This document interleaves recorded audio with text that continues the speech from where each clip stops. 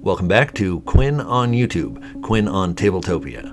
We're going to get into some competitive play here in this video. This is 1v1, welcome to the rush. We've got a couple of pros going at it. This is Quinn the Game in white versus Remember Me Eddie in black.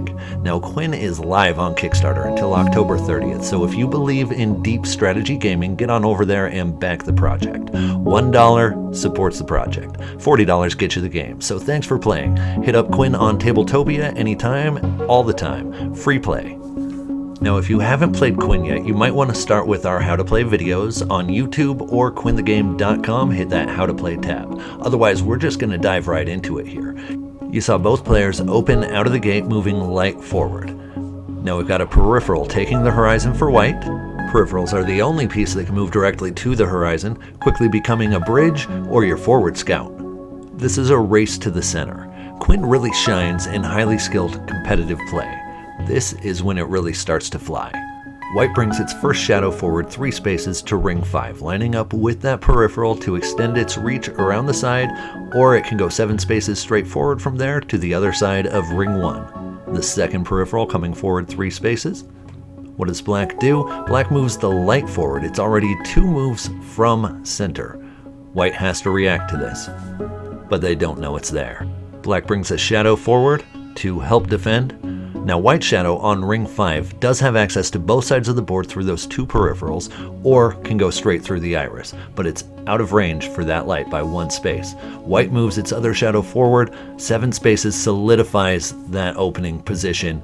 Now black's in trouble, uses time to send that shadow back 3 spaces and grab the pole position iris screen with its shadow. Let's look at that from the other side here. When you use the power of time, you sacrifice the piece. Move one of your opponent's pieces back up to 3 spaces and still follow through with your turn. That was a brilliant defense by black without revealing that it was ever even in danger.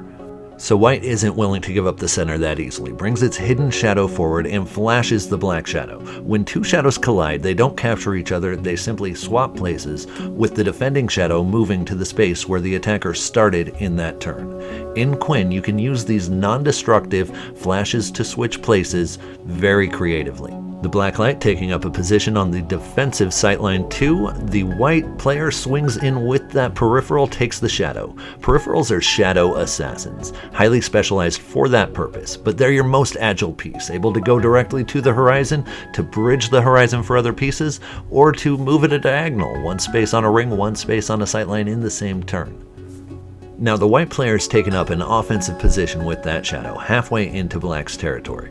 Black reacts by attempting to secure ring 1 with the peripheral, typically a great position for a peripheral, but here white has another shadow in range, flashing it immediately and taking it out. Now if the black player has been paying attention, and I know they have, both of those pieces on its side of the board have been revealed as shadows, surrounding its light. However, it has done nothing to indicate to the white player at any time in this game that that is in fact its light. White moves forward with its own light, playing just as stealthy, just as fast, within 2 moves now, suddenly, of first sight. Black realizes it's in trouble, moves that shadow forward. Quinn has a way of being all possibility, until suddenly it's not. 3 moves to the end, anything could have happened, but now, right at the finish, it's clear that black is 1 move behind. It can take the lateral step inevitably with that shadow, but it's going to be too little too late.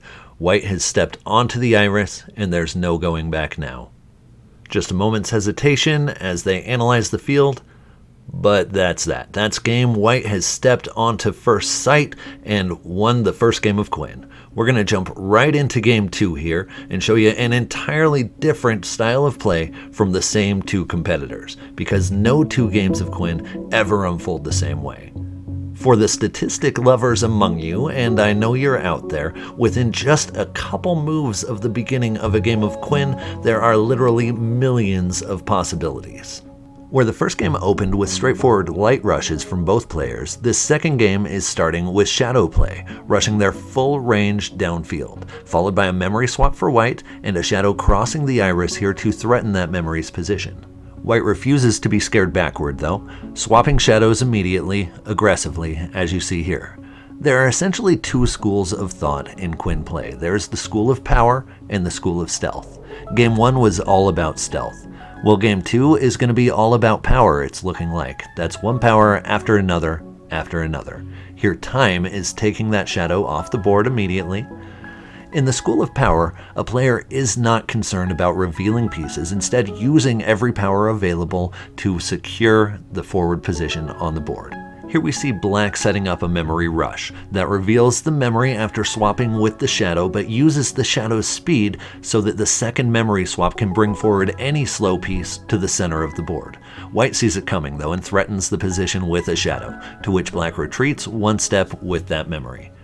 This is a mirror move coming from White, doing that memory rush, swapping forward. If you've been paying attention from the start, you probably know which one of those two pieces was the memory.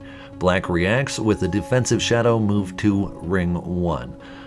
Now we see that was a void that swapped forward because that other move there could only be void gravity. We're going to see that from Black's side here in just a second so you can see a little more clearly just how it works. First, however, the Black shadow is going on the offensive right across the iris and down sightline 3. The White void's not having it and flashes to capture the shadow. Remember that when you flash a void, it's like a landmine and both pieces are lost. However, the void on the offensive can simply capture most anything with no threat to itself. Remember, a shadow lost is way better than a shadow unused. Anytime you'd like, you can move any or all of your voids into open spaces next to any other void. This is called void gravity, and talk about a power play. You can use this to warp voids across the entire field. The only catch is that you must have one void already there. White smartly ducks out of danger with that shadow. Use void gravity as many times as you'd like throughout a game, but once per turn. Bear in mind that it does allow your opponent to deduce what those pieces are, essentially revealing them, just as White takes the horizon here, revealing a peripheral. Black moves forward incrementally with that reflector, and here we have void gravity from White, casting it from the void on the edge sightline that pulls the other void to the horizon. Voids can drift across the horizon in this manner by using void gravity powers successively. They cannot move to the horizon in a single move on their own. With repeated uses of the power, White is now inching into Black territory, with two void clouds about to collide. On any given turn in a game of Quinn, you're going to have a very wide arsenal of powers to choose from. The challenge comes from using these in conjunction with each other adaptively, with stealth, to try to get your light to the center or capture your opponent's light. Everything must be in the service of this goal. Quinn is not a game of conquest. This is not an emulation of feudal or civil war tactics. This is the quantum realm, and here anything goes. Intermediate players might appreciate the pro tip of leaving that spent memory on the same sightline with that reflector to potentially defend against White resurrections once light is in the field.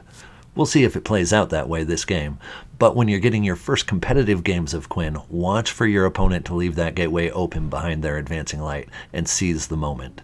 Remember, in Quinn, a lost piece is rarely truly gone so long as that totem still stands. Here, Black turns the totem, resurrects the shadow, which rushes right down sightline 3, flashes the White shadow for position. I've seen many times shadows sacrificed intentionally to be brought back 2 moves later via resurrection from the opposing side of the board.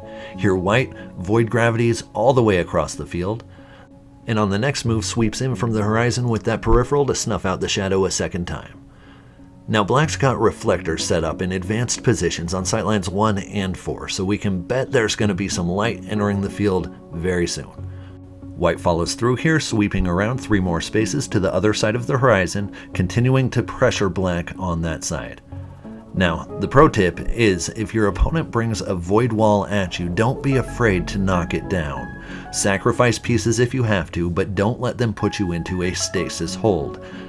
White has the aggressive forward position, but it's not quite locked down Black. Let's see how they react. White inches forward.